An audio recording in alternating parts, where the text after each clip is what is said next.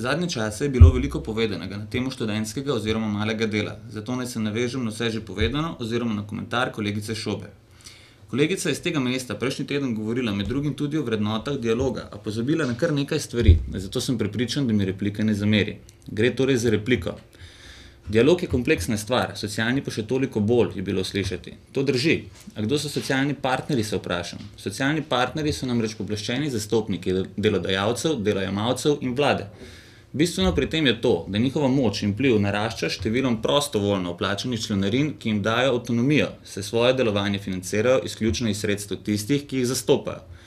Pomemben segment socialnega partnerstva je tudi možnost proste izbire zastopnika, sicer si je resnično težko predstavljati, čemu vsiljen zastopnik, ki mimogrede niti ni tako poceni.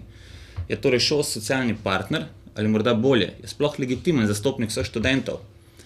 Naj le spomnim na zgodbo o obveznem članstvu v GZS pred leti, epilog je znan. Kolegica Šoba tudi pravi, da socialni dialog za njih pomeni usklajevanje temeljev, sprejemanje kompromisov in iskanje skupnih točk. Sama pa pozablja, da se iz vkopanega položaja ne premakne niti za milimeter. Javno podanih predlogov namreč strani ŠOS-a še nismo slišali. Vlada pa je že ponudila predlog o malem delu. Ta pravi, nič do 14 ur dela tedensko je malo delo, 15 do 29 ur dela tedensko je delo s krajšim delovnim časom, 30 do 48 ur tedenskega dela je delo s polnim delovnim časom in nad 48 ur je nadurno delo. To določilo bi bilo vredno pregledati in dodelati, kolegica, in ne iskati rešitve v obstoječem študentskem delu, ki je vir nezmožnosti zaposlovanja mladih diplomantov, tako kot je daleč največji vir financiranja ŠOS in ravno od tod izvira vsa ta skrb za študente, ki to ravno ni. Študentsko delo namreč bremeni ŠOS-ova koncesijska dajatev v višini 15,5 milijona evrov letno, kar predstavlja 4,5 od 116,8% mase celotnega plačila za opravljeno delo.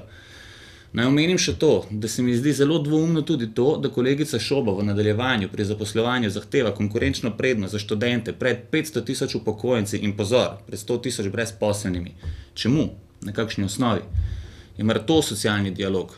To nas nujno vodi le vse več študentskega dela, ki to ni, in s tem manj pobranih davščin, ki bi jih lahko odtegnili delavstvu in z njimi financirali šolstvo, če že.